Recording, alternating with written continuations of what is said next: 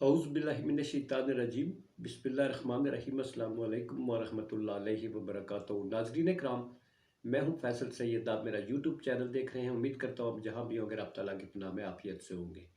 नाज़रीन कराम, सदर मुमलकत के पर भी काट दिए गए।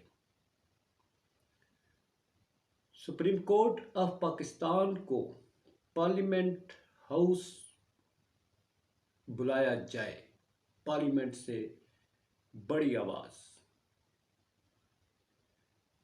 नाजरीन, इस वक्त मुल्क के जो हालात हैं वो इनमें बड़ी तेज़ी आ गई है।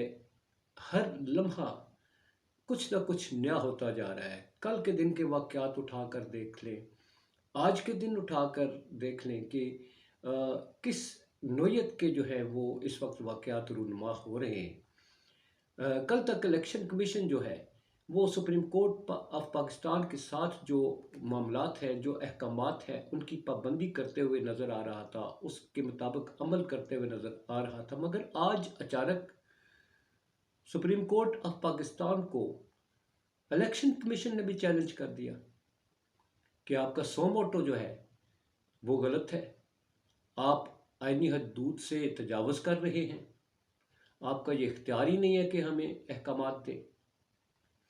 इस सारे सिनेरियो में अगर देखा जाए तो इस सिलसिले में यही नज़र आता है कि एक इलेक्शन जो है उससे उसके इनकाद ने मुल्क को दांव पे लगा दिया।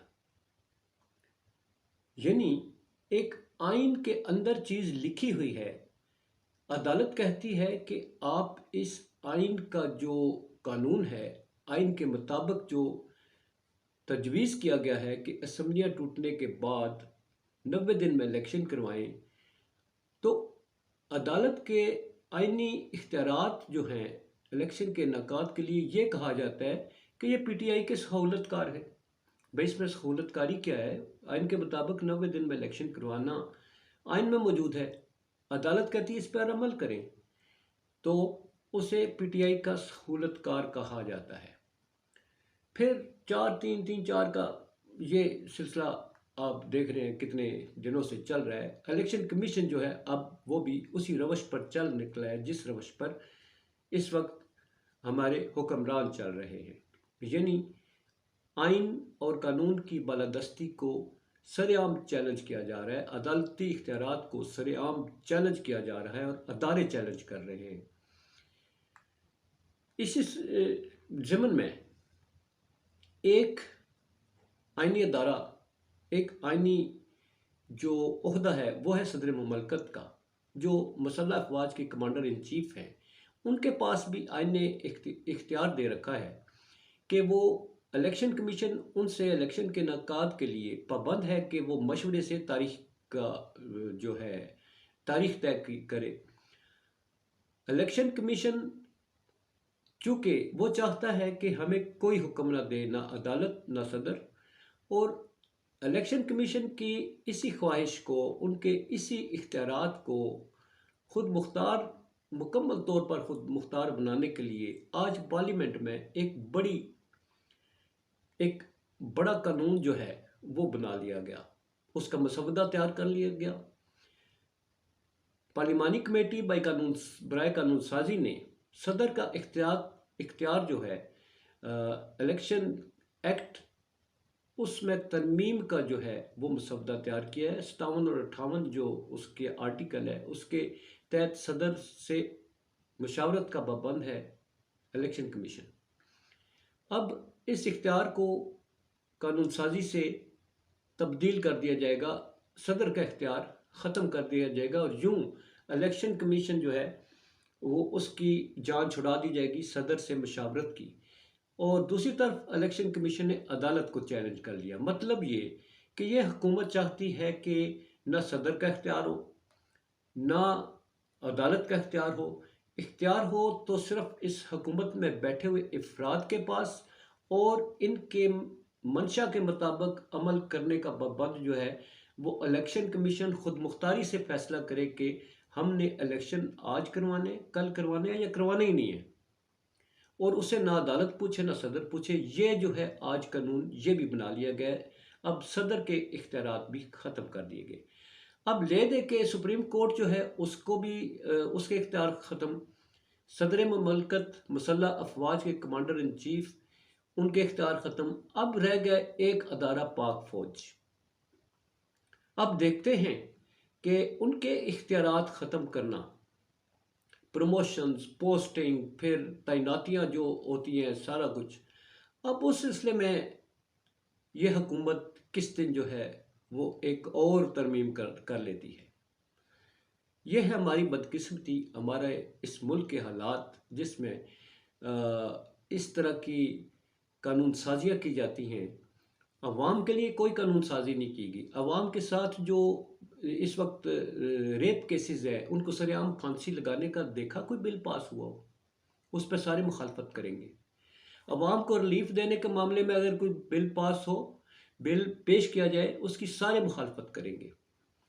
अवाम को आटे की उस जिस तरह से जलील किया जा रहा है, उसको हसूल नामुमकिन बना दिया गया, उसके सिलसिले में अगर कोई आवाज़ उठाएगा उसका माइक बंद कर दिया जाएगा। ये है हमारी मुल्क में कानून और आइन की हुक्मरानी। अब दूसरी तरफ हम आते हैं जी, एक अदालत और पार्लिमान आमने सामने तो है ही। शाहिद हक्कान अब्बासी साहब, आपको मालूम है कि कुछ अरसे से ये आ रहा था कि जनाब वो नून लीग से बागी हो गए हैं, शाहिद हक्कान अब्बासी हक की आवाज़ बन गए हैं, शाहिद हक्कान अब्बासी ये कर रहे हैं, वो कर रहे हैं। नहीं, ऐसा कुछ नहीं। ये सब एक है, ये सब एक है, ड्रामा है, टोपी ड्रामा टोटल रचा हुआ इस मुल्क में। आज वो असम्बली में मौजूद थे जहाँ ख्वाजा आसफ जावेद लतीफ़ भरपूर किस्म की तौहीन करते नजर आते हैं, इमरान खान पर हमलावर नजर आते हैं, आइनी अदारों पर हमलावर होते हैं, वहीं आज शाहिद हक्कान अब्बासी साहब ने भी अपना भरपूर किस्म का हिस्सा डाला। आपको मालूम है कि अदालत ने रिकॉर्ड मांगा है, supreme court of Pakistan, chief justice of Pakistan ने खत लिखा है स्पीकर को कि हमें आपने जो कार्रवाई की है, पार्लिमान में कानून साजियाँ की हैं, उसका रिकॉर्ड हमें भेजा जाए।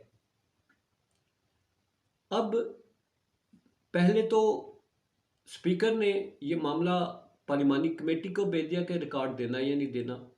शाहिद हक्कान अब्बासी साहब ने सोचा कि मैं पीछे रह गया हूँ, सारे तो इन कर रहे हैं यार, मैं किस लिए खड़ा हूँ भाई, अपना समय भी डालूँ। तो आज उन्होंने कहा कि पार्लिमान किसी तौर पर भी ये रिकॉर्ड सुप्रीम कोर्ट को नहीं देगी, और उन्होंने असेंबली फ्लोर से स्पीकर साहब को ये कहा कि जनाब स्पीकर, आप ये रिकॉर्ड अदालत को नहीं भेजेंगे जब तक हम नहीं कहेंगे। और यहीं पर उन्होंने इक्तफा नहीं किया, उन्होंने ये कहा कि जनाब स्पीकर, इन तीनों जजों को बुलाएं कमेटी के सामने और पूछें इनसे कि ये क्यों रिकॉर्ड मांग रहे हैं। तो गोया आज जनाब शाहिद हक्कान अब्बासी, उनका ये रूप जो है, वो ये पोल भी खुल गया कि वो जो मुख्तलिफ बयान दे रहे थे, मैं एक फोरम बना रहा हूँ, मैं आइन और कानून की बालादस्ती, कोई किसी अदारे को गलत काम करने का, और ये वो सब टोपी ड्रामा, अब वो भी खुल गया। तो ये है हमारे मुल्क के हालात। नाजरीन, आप खुद सोचिए, मैं और आप कहाँ खड़े हैं। हमारे मसाइल क्या असम्बली के फ्लोर पे उनके लिए कुछ दाढ़ता है खड़े होके? एक मोहतरमा थी MNA, वो बोलने की कोशिश कर रही थी तो स्पीकर साहब ने कहा कि इनका माइक बंद कर दें। वो शहबाज शरीफ साहब को एड्रेस करना चाह रही थी कि काम नहीं हो रहे, ऐसों के माइक बंद करवा दिए जाते हैं। तो जनाब, अब हालात क्या रुख इख्तियार करते हैं, बहुत तेज़ी से बदलते जा रहे हैं। शहबाज शरीफ साहब जा चुके हैं, काबीना का इजलास London campus Pakistan national assembly जो है वो वहाँ पर तलब कर लिया गया। बिलावल भुट्टो साहब भारत जा रहे हैं, जहाँ इमरान खान नहीं जाता था। अब भारत के साथ मरासम जो है वो शंघाई ताउन तंजीम में बुलाया गया। भुट्टो साहब वहाँ बिलावल भुट्टो साहब जाएंगे तशरीफ़ लेके, वो वैसे ही बाहर ही होते हैं, अगले वज़ीर-ए-आज़म के तौर पर अपने आप को वैसे भी देखते हैं, है तो वज़ीर ख़ारजा वो भी इस हुकूमत की मरहून मिन्नत है उनकी वज़ारत भी। नवाज़ शरीफ साहब मोहतरम जो हैं उनकी इनायतों से वो वज़ीर ख़ारजा बनने के काबिल हुए। तो नाज़रीन इसी के साथ इजाज़त चाहूँगा। सिर्फ़ बात ये है कि हम और आप हुकूमत के किसी उन्वान में शामिल नहीं। अपना बहुत सारा ख़्याल रखिए। पाकिस्तान ज़िंदाबाद, पाक अफ़वाज पाइंदाबाद।